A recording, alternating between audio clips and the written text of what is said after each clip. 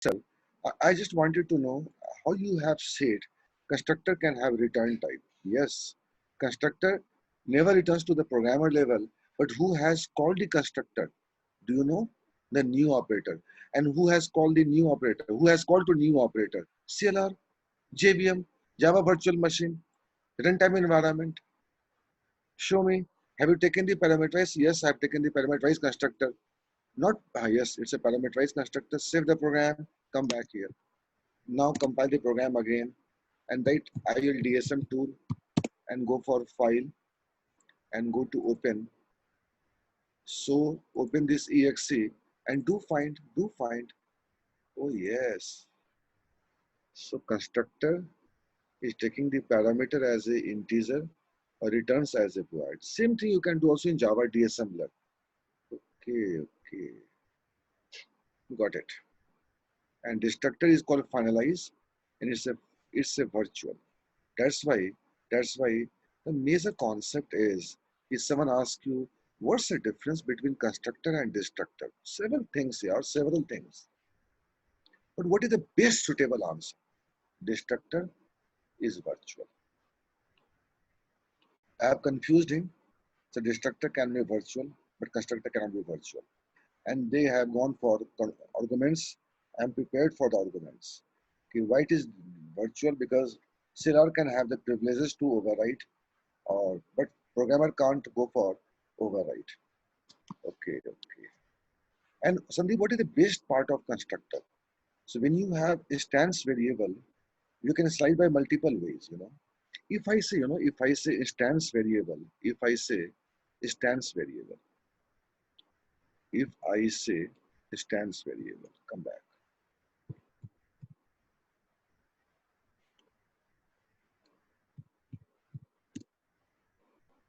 Now, Sandeep, what is a stance variable? First of all, sir, I'm making a diagram for the better clarifications. No problem. You write class, same example, SCL, opening and closing. And take a variable here, a string name, a string name. Take only one variable, don't waste time. Okay.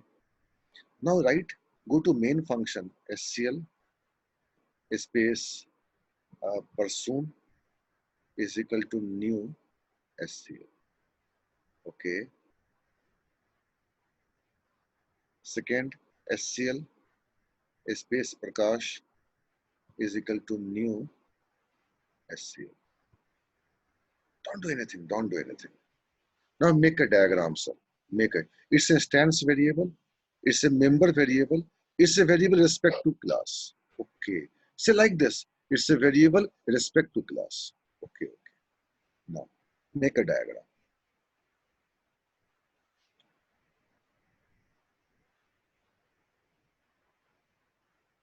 Sir,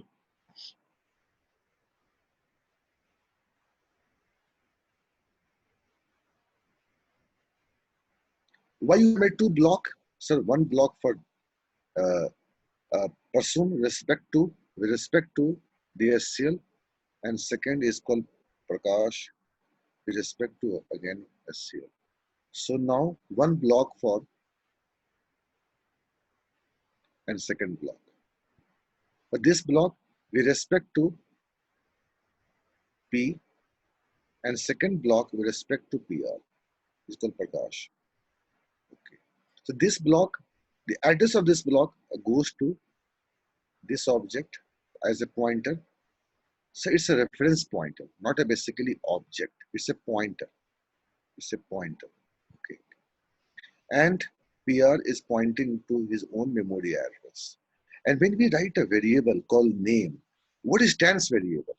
So stance variable means when we run the application, this variable will be at this block. Okay, okay. And same variable will be present in, will be available in other block. It's called name. It's called name. Show name here. Don't go for dash. So okay, okay. Now say what you want to say. P dot. If I say P dot, it is finding the name in this block memory. If I say PR dot, it is finding this name in this memory. So if any variable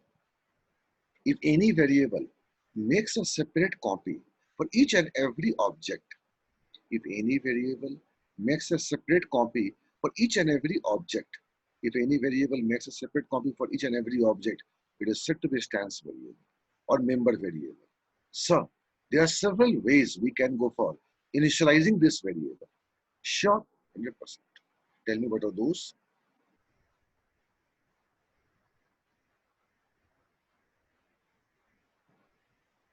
Sir, I am working SCL.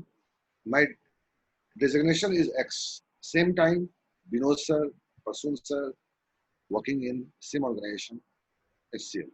He's having different designation, I'm having a different designation. So if any variable makes a separate copy for each and every object, it is said to be a stance variable. Look at diagram here right now. And there are several ways we can initialize the instance variable. वही तो जानना चाहता हूँ. What are those ways? So first is by the constructor. Okay, constructor. Second, by the member function. I'm writing short, by the member function. Third, by the properties. Properties. Fourth, we should not do what I'm writing, object dot, because variables are by default private or whatever. So we should not go for object dot. If I go for object dot, if I go for object dot variable, it breaks down the data hiding. In any situation, Sandeep, we should not go for object dot variable. We should not. If you write object dot variable, there is no information hiding, there is no data hiding. This is the cause we go for object oriented concept. Variable in any situation should not be exposed directly by the object dot. If it is, there is no information hiding. Vinod dot amount, person dot laptop, never ever. Bank dot amount, never. Go and fill up the withdrawal form. So we have to have the approach for accessing the variable from the object or by the object. Okay. We should not write object dot, but we do. Within the same class, we can do object dot. Okay. These are the basically several ways you can go for accessing or initializing a data for the stance variable. So constructor, member function, properties, and object dot. These are basically technique for initializing a data for this variable in this block memory, and we can access by object dot. Okay. And Sandeep Karan, yes. What about instance read-only variable? Instance read-only variable also makes a separate copy for each and every block. So can you give me any live example? Yes. Change this variable name. Change this variable name.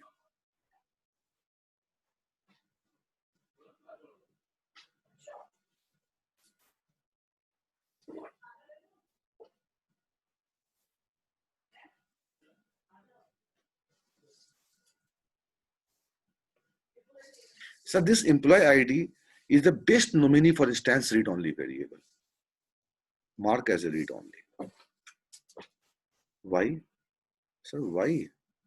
You think why? So now if a person join the organization, I don't think so, he can change his employee ID. He cannot. So if any variable mark as a read-only, that variable also makes a separate copy for each and every object. But the value of that variable, the value for that variable with respect to object never be changed. Again, Sandeep, repeat. The value for employee ID for this object should not be changed. It means a person joined the organization, he's getting the employee ID, and after 5 days he contact to HR, ki, ma'am, basically blah blah blah, I changed my ID. Sorry, we can't change ID. We can't change your ID. The system does not allow to change the value. It means if you have an employee ID and you set a value and you can only set by the constructor. Okay, okay. It means instance read only variable cannot be initialized by the member function. No. Instance read only variable properties. No. And never be object dot. So instance read only variable only one time by the constructor. By the constructor.